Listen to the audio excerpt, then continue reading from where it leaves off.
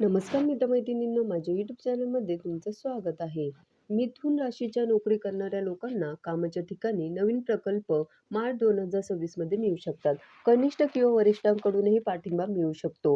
व्यवसायातील लोकांना काही प्रयत्नांमध्ये यश मिळण्याची शक्यता आहे. व्यवसायात हुशारीने गुंतवणूक करण्याचा सल्ला मिथुन राशीच्या लोकांना मार्च महिन्यासाठी दिला जातोय. कामाच्या ठिकाणी निष्काळजीपणा मात्र टाळावा. मग तुम्ही नोकरी करत असाल किंवा व्यवसाय करत असाल, काम वेळेवर पूर्ण करणं गरजेचं आहे. या काळात वडिलांकडून सुद्धा तुम्हाला पाठिंबा मिळू शकतो. मार्च महिन्यामध्ये मिथुन राशीसाठी करिअर, नेटवर्किंग आणि निर्णय क्षमता या 3 गोष्टींवर लक्ष केंद्रित करण्याची गरज असेल. तुमचं संवाद कौशल्य हे तुमचं सगळ्यात मोठं शस्त्र आहे आणि त्याचाच वापर तुम्हाला मार्च महिन्यात करायचा आहे. नवीन लोकांशी तुमचा संपर्क वाढणार आहे. जुने प्रोजेक्ट पूर्ण करून नवीन संधींकडे तुमची वाटचाल होणार आहे. मन चंचल राहू शकतं आणि त्यासाठी मनाला शांत करण्यासाठी काही प्राणायाम, ध्यान या गोष्टी करणं मात्र गरजेचं आहे. त्याने फोकस टिकून राहील. कामातल्या करिअर व्यवसायाच्या बाबतीत सांगायचं झालं तर ऑफिसमध्ये व्हिजिबिलिटी वाढेल. व्यवसायाचे लक्ष तुमच्याकडे जाईल. प्रमोशनचे योग आहेत. तुमचा रोल बदलू शकतो. तुमचं प्रोफाईल बदलू शकतं. Marketing, media, teaching, IT sales या क्षेत्रात असणाऱ्यांना विशेष फायदा हा मार्च महिना देईल.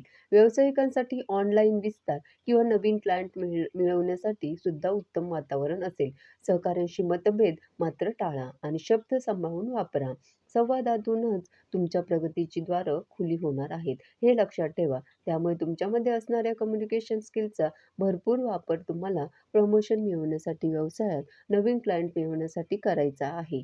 आर्थिक स्थितीचा विचार करता उत्पन्न स्थिर राहील.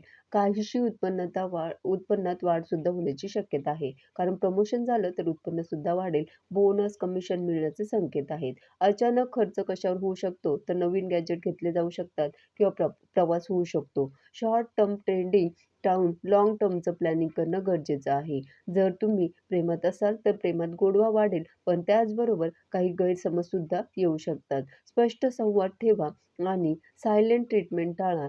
बोलूनच गोष्टी सॉल्व्ह होणार आहे, सुटणार आहेत. अविवाहितांसाठी सोशल सर्कलमधून एखादी नवीन ओळख होऊ शकते. विवाहितांसाठी छोटा प्रवास नात्यात नवीन ऊर्जा देणारा ठरेल.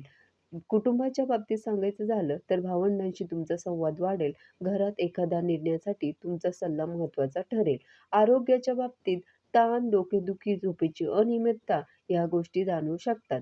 स्क्रीन टाईम सगळ्यात आधी कमी करा. मगाशी म्हटलं तसं प्राणायाम आणि योग या गोष्टी तुम्हाला उपयोगी ठरतील. अभ्यासात प्रगती, विशेषतः भाषा आणि कम्युनिकेशन विषयात तुम्हाला गती दिसून येईल.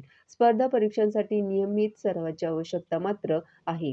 महिन्याचा पहिला आणि तिसरा आठवडा सकारात्मक असणार आहे. त्यामुळे काही महत्त्वाचे निर्णय घ्यायचे असेल तर पहिला आठवडा आणि तिसरा आठवडा या आठवड्यात घेऊ शकता. शेवटच्या दिवसात आर्थिक निर्णय मात्र विचारपूर्वक घ्या. आता मिथुन राशीच्या लोकांना ज्यांना अडचणी जाणवताय, मग वैयक्तिक बाबतीत असेल किंवा कुटुंबाच्या बाबतीत असतील किंवा इतर कुठल्याही बाबतीत, त्यांनी बुधवारच्या दिवशी एका मंत्राचा जप करायचा आहे. ओम बूम बुधाय नमः, ओम बूम बुधाय नमः हा तो मंत्र आहे. हिरव्या वस्तूंचं दान करायचं आहे. जसे हिरवी फळं असतील, हिरवे मूग असतील आणि वडीलधाऱ्यांचा आशीर्वाद रोखीच घ्यायचा आहे. मार्च 2026 हा मिथुन राशीसाठी करिअर ग्रोथ आणि सोशल एक्सप्रेशनचा असणार आहे. योग्य शब्द योग्य वेळी वापरले तर तुमच्यासाठी मोठी संधी मार्च महिना घेऊन येणार आहे. धन्यवाद.